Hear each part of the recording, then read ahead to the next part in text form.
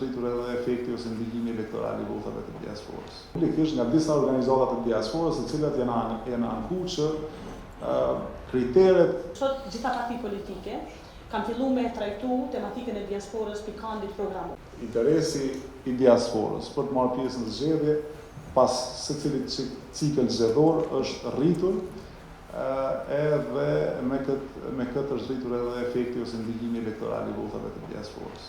Mbi 64% e personave që kanë votuar nga jashtë kanë votuar përmes postës në kutitë postare, të cilat KQZ-i ka hapur jashtë Kosovës, dhe ky numër është rrit akoma më shumë në dhjetor të vitit 2025.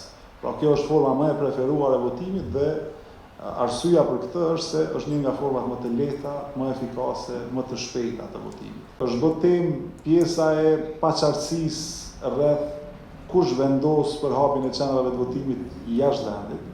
Edhe ka pas një kontest mes KQZ-s dhe Ministrisë Punëve të Jashtme që u shndrua në debat publik.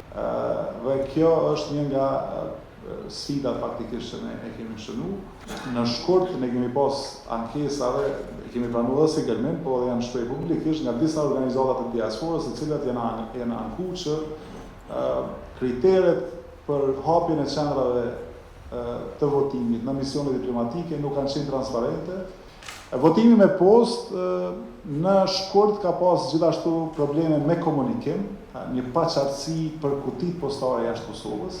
Kosova ka modelet mjaftueshme të vendeve ndryshme në botë, cilat mundet vazhdimisht me i marrë si shembull të votimit jashtë vendit me sukses. Kujtoj kur në vitin 2010 kemi diskutuar për drejtën e votës dhe kemi pas dikon 5232 votues nga jashtë.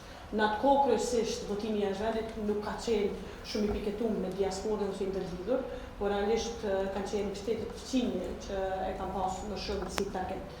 Nësa sot kemi një bazë votuese e cila është jashtëzakonisht e lartë, mirë po është shumë larg nga potenciali i votës diasporës. Kështu që kemi ende shumë punë përpara, sa i përket pjesës informimit, po edhe njohjes procesit.